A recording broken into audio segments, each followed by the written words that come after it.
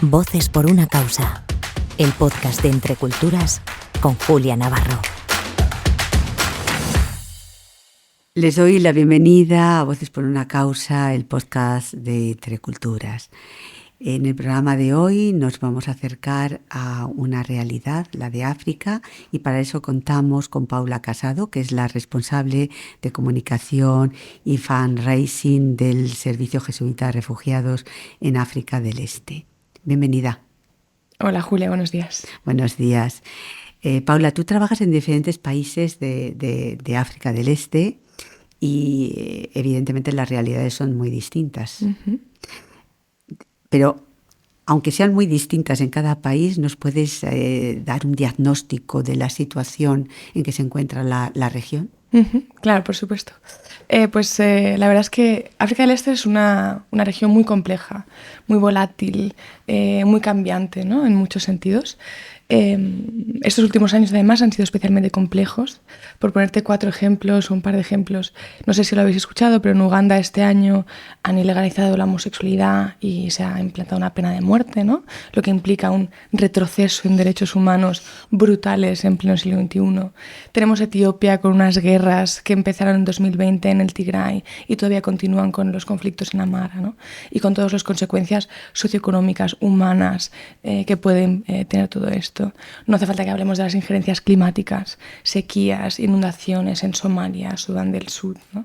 Entonces, es una región que sufre mucho, ¿no? Es una región muy compleja, pero a su vez es una región muy rica en cultura, en gente, con mucha esperanza. Es una región maravillosa, ¿no?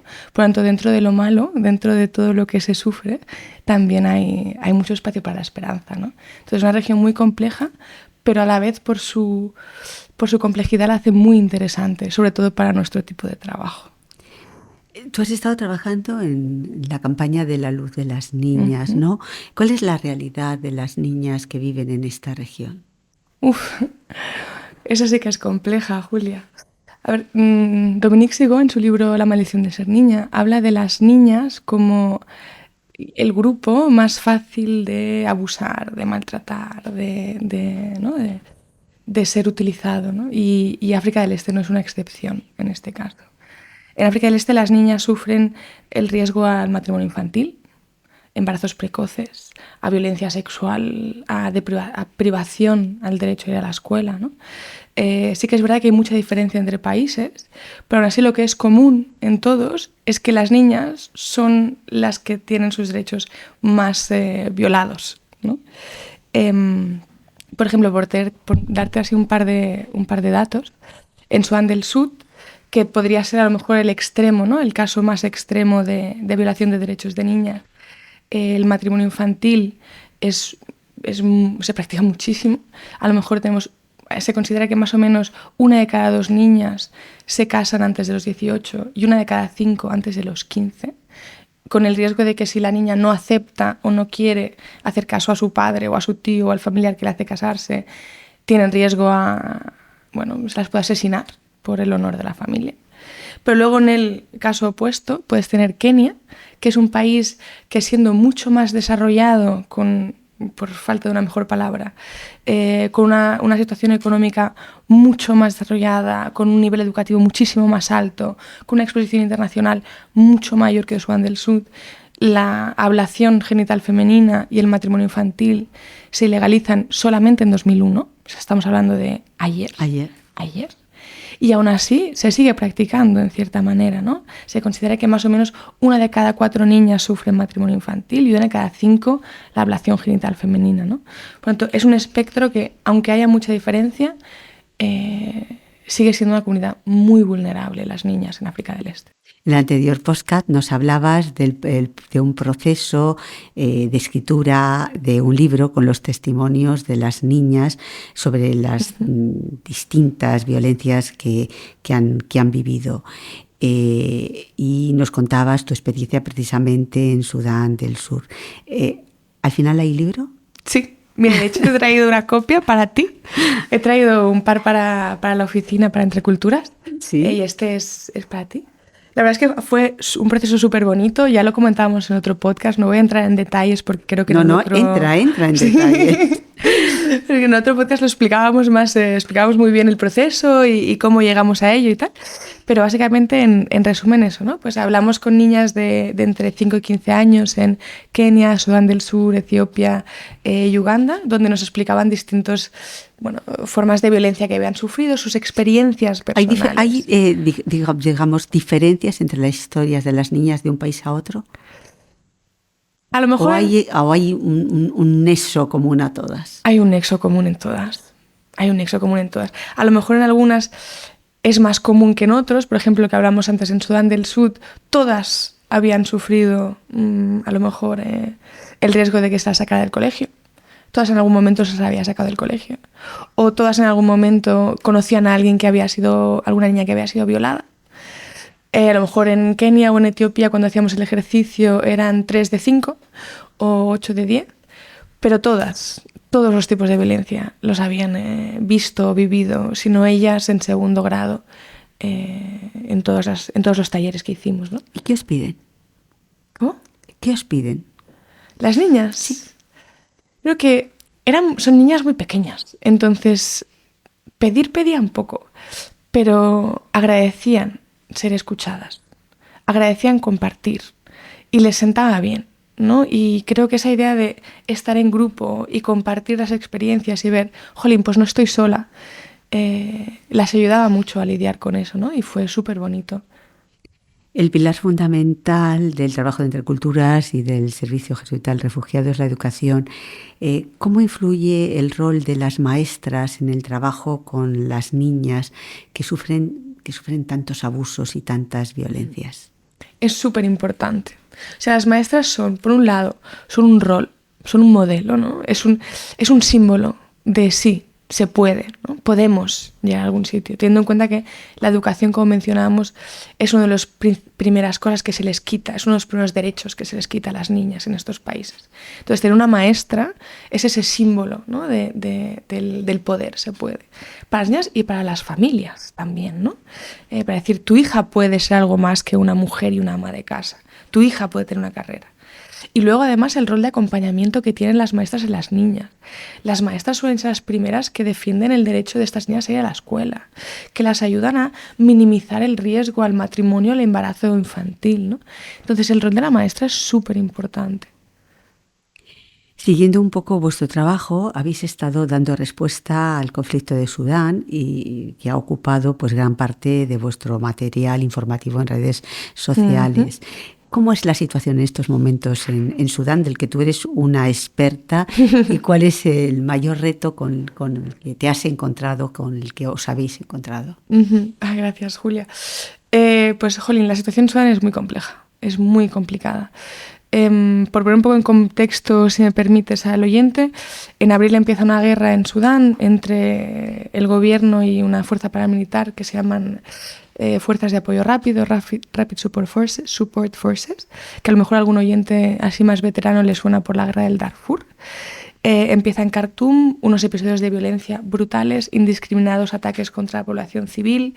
Hablamos de asesinatos, hablamos de violaciones, hablamos de destrucción de infraestructura, ¿no? Y toda la consecuente crisis humanitaria que eso conlleva, ¿no? Hablamos de más de 1 millón de personas que han huido del país, de momento, en 7 meses.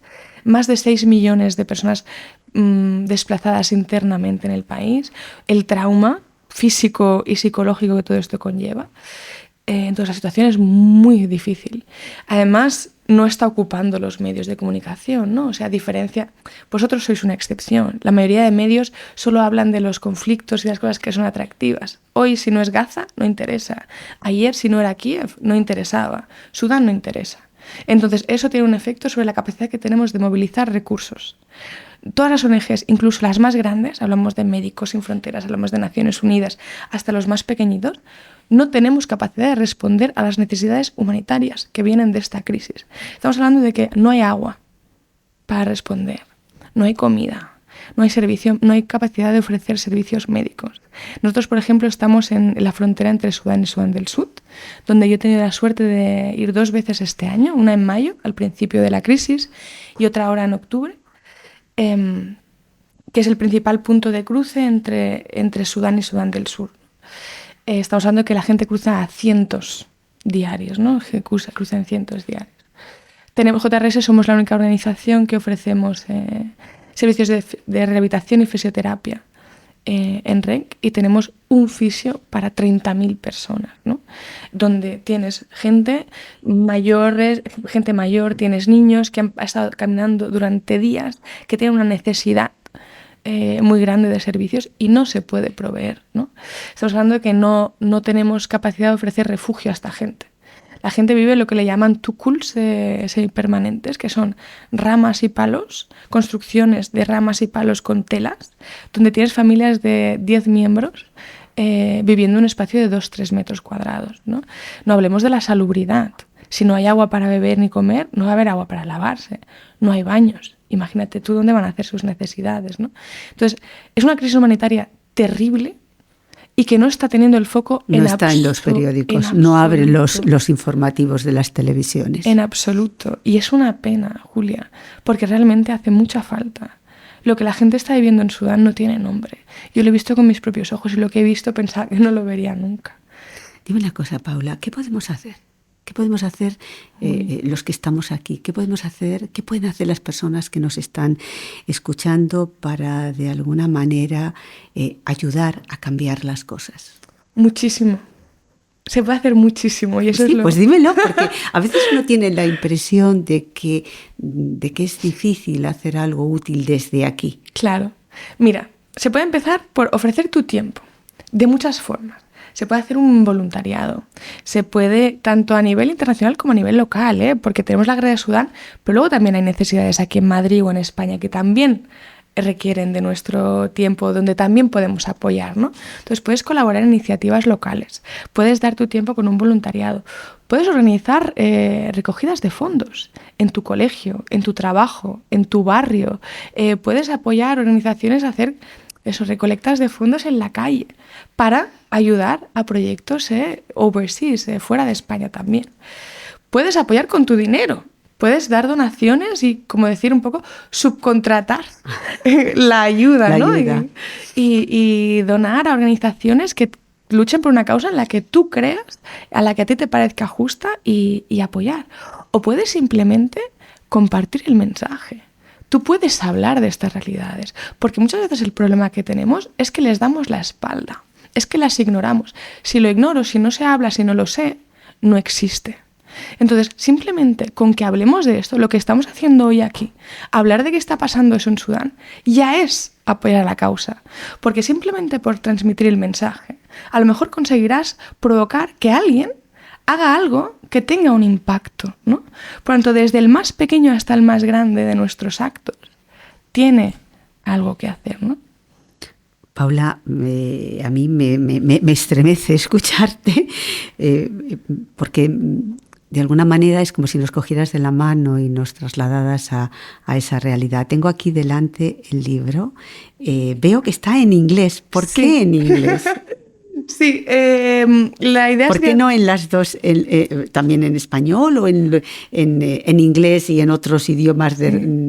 Porque ojalá este libro no solamente lo tengamos nosotros en las manos, sino en otros países, Claro. Llegue y acerque esa realidad terrible que nos estás contando. Claro. Sí, el objetivo es hacer una edición en castellano también. Esa es la primera edición en inglés. De hecho, ahora lo estamos usando, estamos trabajando con la red jesuita en Canadá y lo están usando las diferentes historias en colegios de secundaria como material didáctico para tratar la temática de violencia de las niñas en colegios con jóvenes, ¿no? Entonces la idea sería replicar ese mismo modelo en otros países y el siguiente paso idealmente sería conseguir la edición en castellano y hacer la traducción en castellano, con lo que trabajaremos con Luz de las Niñas y Entre Culturas para ello. Pues lo esperamos. Muchas gracias por acompañarnos, Paula, en este capítulo tan interesante y al mismo tiempo tan desgarrador, en el que tú has puesto la voz por una causa. Y gracias también a todos los oyentes por escucharnos. Voces por una causa, el podcast de Entre Culturas con Julia Navarro.